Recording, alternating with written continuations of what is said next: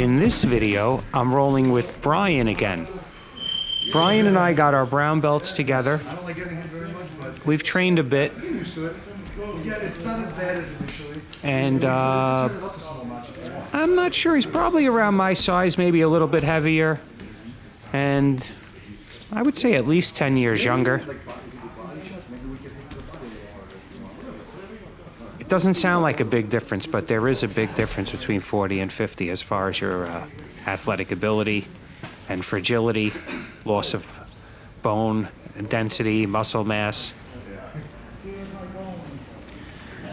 So I play a lot differently than I did when I was a 40-year-old white belt knucklehead. So now I'm looking for the sweep. He knows that. This is a very technical pass defense combination, I feel, that we're seeing here. I still have my hook in. I like this position.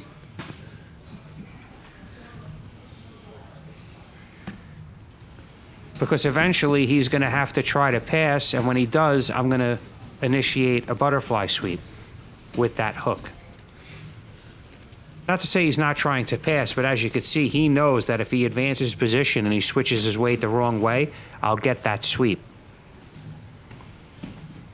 So he's doing a good job of countering and holding my leg down. He's getting more to a leg pin here. So by freeing his knee, he was able to pin my leg, and that's well done on his part.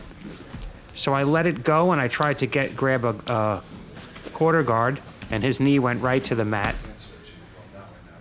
Now I'm in a bad position. This is definitely not where I want to be. But even though I'm relaxed here, I'm not in a panic. As you can see, my hand is almost limp, my wrist.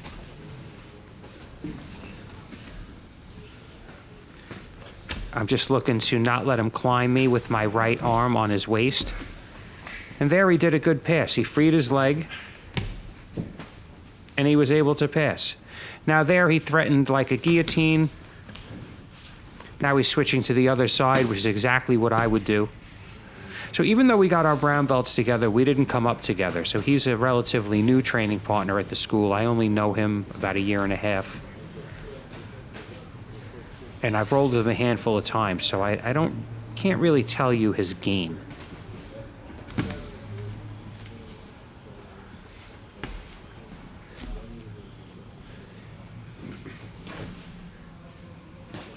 So here I'm just, I have his wrist. I'm winning the wrist control even though I'm on the bottom.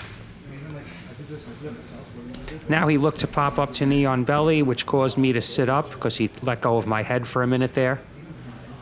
So I was just ready to sit up and stand up if I could. So there again, he tried to get knee on belly, but I turned. This is very crucial. You don't want people to be able to get their knee and press it into your ribs or into your floating rib, because that breaks, easy, fracture, whatever you want to call it, cartilage tear. So whenever somebody gets the knee on belly, it's because you're flat. So turning on my side like that prevents the knee on belly. So here he's giving me a little bit too much space, so I just simply sit up, make space, and get my hooks back in. And I almost caught him with my tripod sweep, and he did a great job of defending. And then I did a follow-up De La Riva sweep, which he also defended. So really good work by Brian.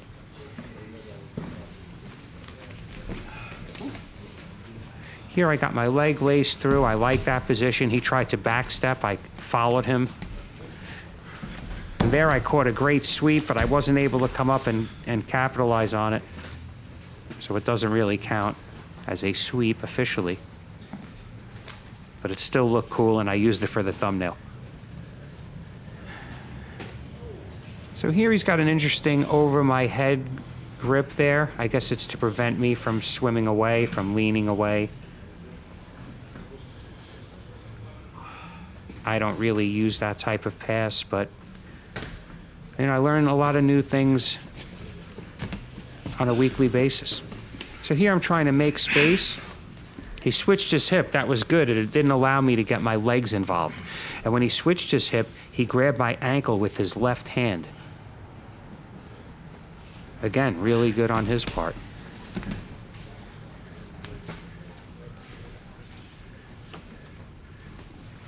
So here, he wasn't really holding me down. You'll notice many times when people are switching position or looking to set something up, they forget to hold you down. And as soon as I feel that, I try to get up. And then he had to bail on what he was doing and hold me down. Somebody screamed tap just now. I don't know if they got taken down in a way that they were injured. I'm not entirely sure what happened there.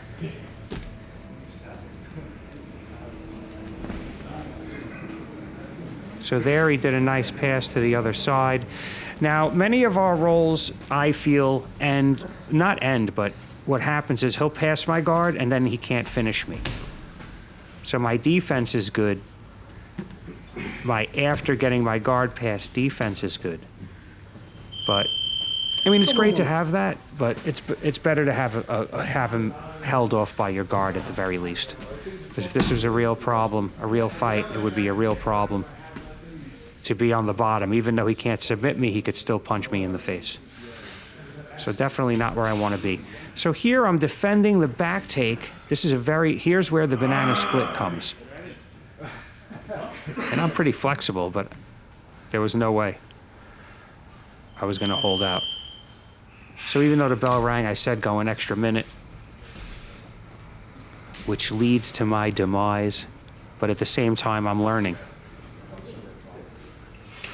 So he's fighting for the rear naked choke here. I'm wrist fighting. I'm pretty good at defending that. We did a lot of this at Marcelo's. This was like a major part of his jiu-jitsu and his teachings.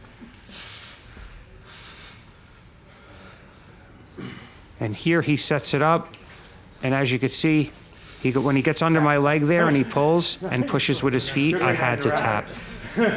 So thank you for watching. If you gain value from my content, I have a merch store. You can also buy me a coffee. The links are in the description. I'm coming out with a rash guard and some other merch soon from X Marshall. So thank you for watching, and please like, share, and if you haven't already, subscribe. Thank you.